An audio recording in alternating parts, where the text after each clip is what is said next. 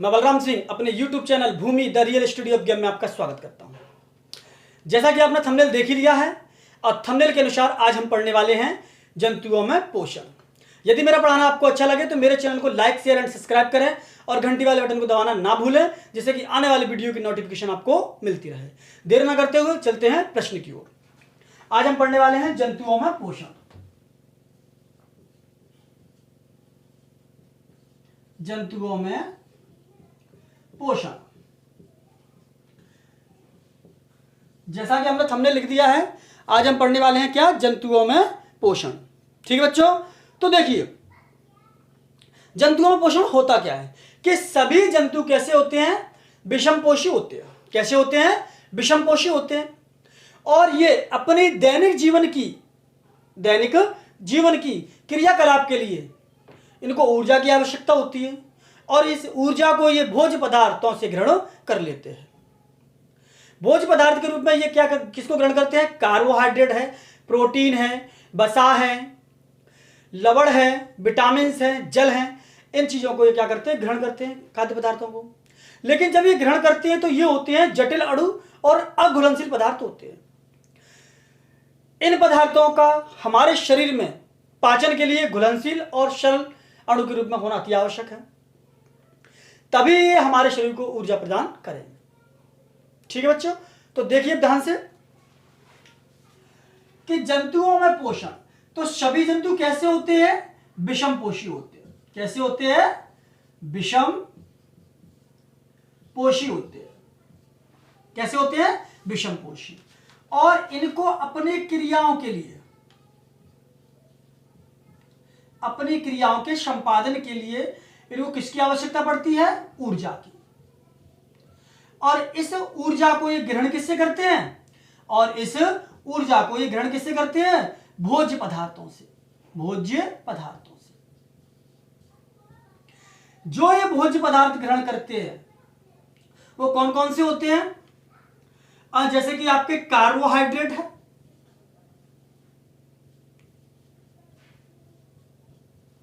वसा है, प्रोटीन है, लवण है, जल है, इत्यादि रूप में ये भोज्य पदार्थों को ग्रहण करते हैं। लेकिन ये सभी के सभी भोज्य पदार्थ कैसे होते हैं? जटिल अणु के रूप में। कैसे अणु के रूप में होते हैं? जटिल अणु के रूप में एवं अघुलनशील होते हैं। कैसे होते हैं? अघुलनशील। अब इन पदार्थों को हमारे शरीर में पाचन के लिए कैसा होना अति आवश्यक है? सरल एवं घुलनशील होना अति आवश्यक है। सरल एवं घुलनशील होना अति आवश्यक है। जब ये सरल और घुलनशील हो जाएंगे तो शरीर में का क्या होगा? पाचन किसके द्वारा? रक्त के द्वारा। अर्थात ये रक्त में पहुंचकर हमारे शरीर के विभिन्न भागों में पहुंचा दिए जाएंगे। किसके रूप में? ऊर्जा के रूप में। ठीक है बच्चों, तो यहां तक समझे आप। अब इतनी बात को यदि हम दो लाइनों में लिखना चाहें तो हम क्या कह सकते हैं? पाचन। एक शब्द यूज कर सकते हैं, पाचन क्या है? पाचन क्या है? तो पाचन का आंसर हम जब देंगे तो क्या लिखेंगे कि पाचन एक ऐसी क्रिया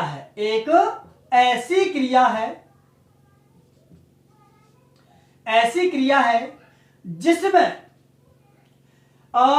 जटिल अणु एवं अघुलनशील पदार्थ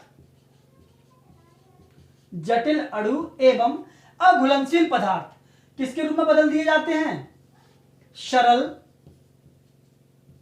एवं घुलनशील पदार्थ के रूप में बदल दिए जाते हैं।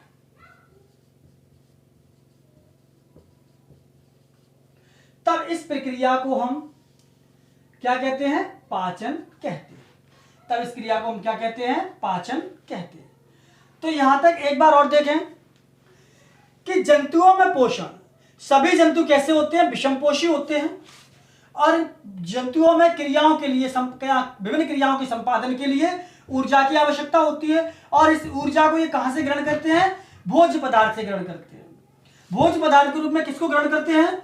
कार्बोहाइड्रेट को, वसा को, प्रोटीन्स को, लवण को और जल को। ये सारे के सारे पदार्थ कैसे होते हैं? जटिल एवं अघुलनशील होते हैं। हमारे शरीर में इन पदार्थों के पाचन के लिए इनका कैसा होना चाहिए आवश्यक है? सरल एवं घुलनशील होना चाहिए आवश्यक है। जब भी इनका पाचन होगा और हमारे शरीर में परिवहन किसके द्वारा होगा? इनका रक्त के द्वारा, और हमारे शरीर को क्या प्राप्त होगी? ऊर्जा प्राप्त होगी। तो हम इतनी बात को यदि हम ऐसे कहना चाहें कि पाचन एक ऐसी क्रिया है जिसमें जटिल अणु एवं अघुलनशील पदार्थ को सरल एवं घुलनशील पदार्थ में बदल दिया जाता है। क्या कहलाता है? पाचन कहलाता है। ठीक है। अब बात आती है पोषण की आवश्यकता क्यों होती है? हमारे शरीर में पोषण की आवश्यकता क्यों होती है? पोषण की आवश्यकता क्यों होती है? तो पोषण की आवश्यकता क्यों होती है हमारे शरीर में? तो प्रमुख तथ्य हैं जिनके कारण हमारे शरीर में पोषण की आवश्यकता होती है। तो पहला हम लिख सकते हैं ऊर्जा के लिए। किसके लिए? ऊर्जा के लिए। दूसरा हम लिख सकते हैं उपापचयी क्रियाओं के लिए। उपापचयी क्रियाओं के लिए। तीसरा हम लिख सकते हैं जीव द्रव्य निर्माण के लिए।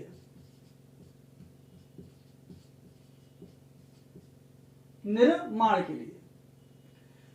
लिए जीव द्रव्य निर्माण के लिए, सॉरी निर्माण के लिए ऐसे पूछा है, जीव द्रव्य निर्माण के लिए। अगला हम लिख सकते हैं आनुवांशिकता के लिए।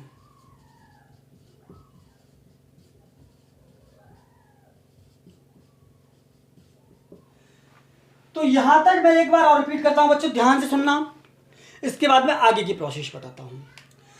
तो जंतुओं में पोषण, ठीक है। तो सभी जंतु कैसे होते हैं? विषमपोषी होते हैं और इनको अपने क्रियाओं के संपादन के लिए ऊर्जा की आवश्यकता होती है, और इस ऊर्जा को ये भोजन से ग्रहण करते हैं या खाद्य पदार्थों से ग्रहण करते हैं। खाद्य पदार्थ के रूप में किसको ग्रहण करते हैं? जटिल अणु एवं अघुलनशील पदार्थों को ग्रहण कर लेते हैं।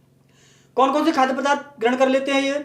जैसे कार्बोहाइड्रेट है, वसा है, प्रोटीन्स है, विटामिन्स हैं, लवण है, जल है इत्यादि। ये पदार्थ जो होते हैं वो जटिल और अघुलनशील होते हैं। अब हमारे शरीर में इन पदार्थों के पाचन के लिए, इनका पाचन तभी हो पाएगा जब ये पदार्थ हमारे शरीर में जटिल से सरल में और अघुलनशील से घुलनशील में परिवर्तित हो जाएंगे। तो हमारे रक्त द्वारा इनको शरीर के विभिन्न भागों में पहुंचा दिया जाएगा, जिससे हमें ऊर्जा प्राप्त होगी। पोषण की आवश्यकता होती क्यों है उसको हम बाद में देखते हैं, लेकिन इस पूरे वाक्य को यदि हम दो लाइनों में देखना चाहें तो क्या कहेंगे? पाचन किसे कहते हैं? पाचन किसे कहते हैं? क्वेश्चन बन जाता है पाचन किसे कहते हैं। तो पाचन एक ऐसी क्रिया है जिसमें जटिल अणुओं का एवं अघुलनशील पदार्थों का सरल अणुओं में एवं घुलनशील पदार्थों में बदलना ही पाचन कहलाता है। ठीक है बच्चों, पोषण की आवश्यकता क्यों होती है? तो विभिन्न कारणों के कारण पोषण की आवश्यकता होती है। तो पहले ऊर्जा के लिए, उपापचयी क्रियाओं के लिए, जीव द्रव्य निर्माण के लिए, और चौथी तुम्हारी क्या बनती? आनुवांशिकता के लिए। आगे का प्रश्न क्या बनता है कि जंतुओं में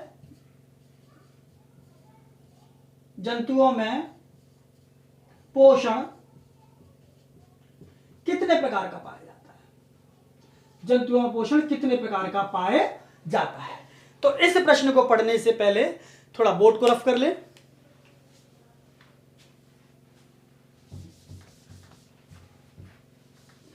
जंतुओं में पोषण के प्रकार।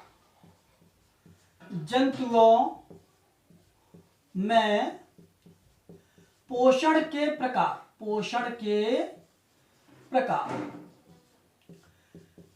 तो जंतुओं में 3 प्रकार का पोषण पाया जाता है। पहला हम कह सकते हैं पूर्णभोजी,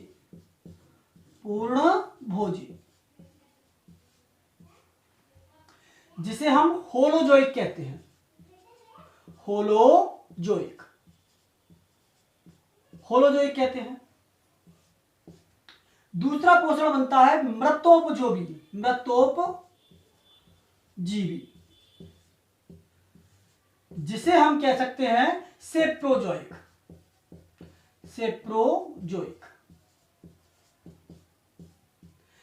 तीसरा हमारा बनता है परजीवी,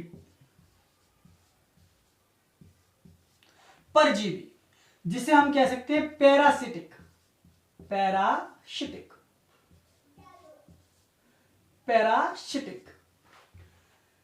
ठीक है बच्चों, तो इन तीनों पोषणों को हम एक एक करके पढ़ते हैं। तो पहला पोषण कौन सा है हमारा? पूर्णभोजी पोषण। पूर्णभोजी पोषण क्या होता है? तो ऐसा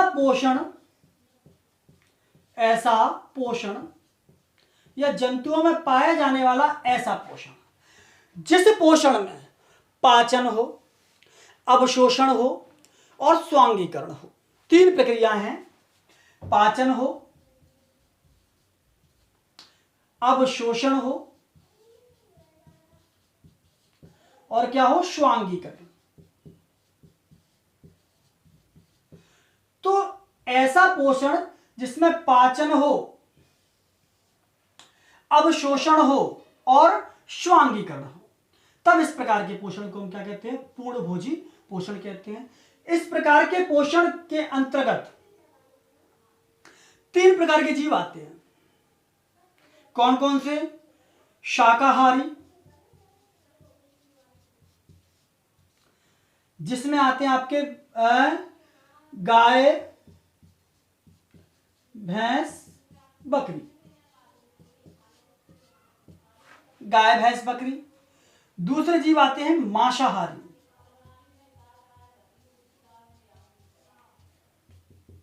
इसके अंतर्गत आते हैं शेर, बाघ इत्यादि। तीसरा पोषण जो होता है वो होता है सर्वाहारी, जिसमें आते हैं मानव, मनुष्य जिसे कहते हैं, मनुष्य और तिलचट्टा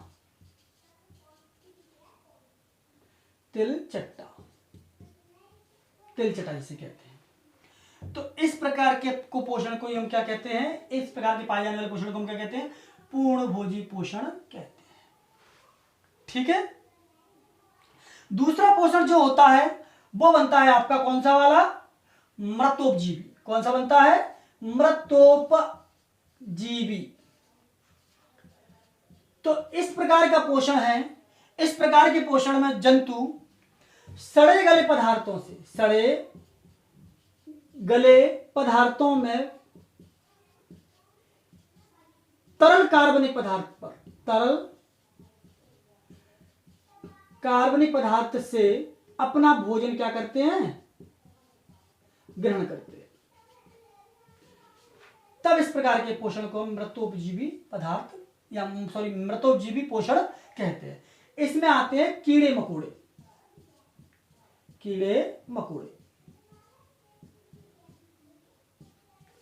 अगला वाला बनता है आपका परजीवी पोषण। कौन सा बनता है? परजीवी पोषण। तो परजीवी पोषण तो इस प्रकार के पोषण में जीव दूसरे जीवों पर आश्रित रहते हैं और इनमें भी ये दो प्रकार के पाए जाते हैं। एक तो होता है बाह्य परजीवी। बाह्य परजीवी में क्या होता है? ये जीव शरीर से बाहर रहकर ही पोषण प्राप्त करते हैं। तो शरीर से बाहर रहकर क्या करते हैं? ये पोषण प्राप्त करते हैं। शरीर से बाहर रहकर जब ये पोषण प्राप्त करते हैं तो इस प्रकार के पोषण में क्या क्या आ जाते हैं? जैसे खटमल है, जोंक है,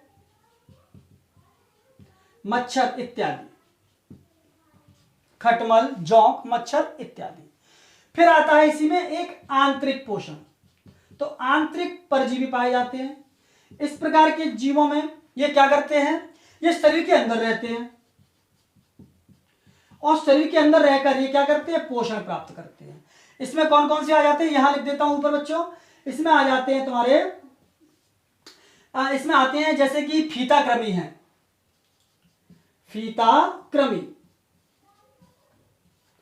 फीताकृमि है, मलेरिया, मलेरिया जिसमें है कि प्लाज्मोडियम, मलेरिया का जो जीव होता है इसको बोलते हैं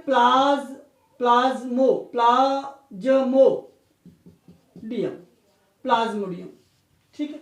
तो इस प्रकार से ये आंतरिक परजीवी होते हैं। ध्यान से देखा आपने, सुना, समझा। एक बार और मैं इस पूरे को रिपीट करता हूं बच्चों, ध्यान से सुनना, ध्यान से देखना, जिससे कि आपको ये समझ में आ जाए। जंतुओं में पोषण कितने प्रकार का होता है?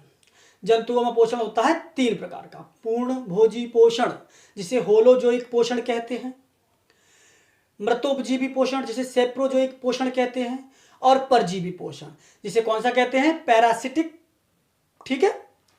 तो पूर्ण भोजी पोषण, पूर्ण भोजी पोषण इसमें क्या होता है, पूर्ण भोजी पोषण में क्या होता है, कहा गया, इसमें ऐसा पोषण जिसमें पाचन, अवशोषण और स्वांगीकरण, पाचन, अवशोषण और स्वांगीकरण की क्रिया पाई जाती है। पूर्ण भोजी पोषण कहलाता है, पूर्ण भोजी पोषण कहलाता है। इसके अंतर्गत आने वाले जीव कौन कौन से होते हैं, शाकाहारी होते हैं जैसे भेड़ बकरी, मांसाहारी होते हैं शेर बाघ, और सर्वाहारी मनुष्य और तिलचट्टा। इस प्रकार के पोषण को हम क्या कहते हैं, पूर्ण भोजी पोषण कहते हैं। अगला है मृतोपजीवी पोषण। मृतोपजीवी पोषण में क्या होता है, ऐसे पोषण की क्रिया में जिनमें जीव सड़े गले मृत पदार्थों से अपना पोषण ग्रहण करते हैं, मृतजीवी पोषण कहलाता है। और इसमें आते हैं कीड़े मकोड़े।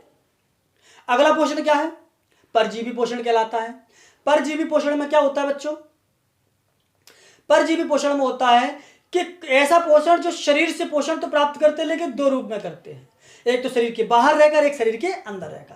बाहर रूप से जो पोषण ग्रहण करते हैं उनमें आते हैं मच्छर, खटमल, जौंक इत्यादि। आंतरिक रूप से जिनको करते हैं आते हैं फीताकृमि, फीताकृमि, मलेरिया का परजीवी जिसे प्लाज्मोडियम कहते हैं, मलेरिया का परजीवी यहाँ प्लाज्मोडियम में पाया जाता है। तो इस प्रकार से ये पोषण पाए जाते हैं। तो बिल्कुल जंतुओं से पोषण लेकर और यहाँ तक बच्चे कॉपी पेन लेकर बैठ जाएं, मैं धीरे से और आराम से इसको बताने वाला हूँ। तो जंतुओं में पोषण क्या है कि सभी जंतु परपोषी होते हैं। सभी जंतु कैसे होते हैं, परपोषी होते हैं। और सभी जंतु परपोषी होते हैं तो परपोषी के लिए ये अपने दैनिक क्रियाओं के मतलब दैनिक कार्यों की क्रियाकलापों के लिए इनको ऊर्जा की आवश्यकता होती है।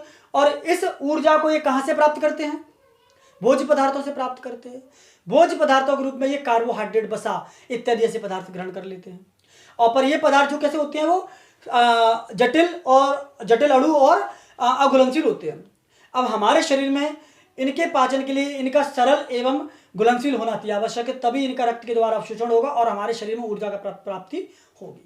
पोषण की आवश्यकता हो इस पूरे भाग को अगर यदि हम कहें पाचन की क्रिया में, तो पाचन क्या है, तो ऐसी क्रिया जिसमें सरल जटिल अणुओं का और अघुलनशील पदार्थों का किसमें बदल देना, सरल एवं घुलनशील पदार्थों में बदल देना ही पाचन कहलाता है। जंतुओं में पोषण की आवश्यकता क्यों होती है, तो जीव द्रव्य निर्माण के लिए होती है, आनुवंशिकता के लिए होती है, ऊर्जा के लिए होती है और उपापचयी क्रियाओं के लिए होती है। आई बात समझ बच्चों।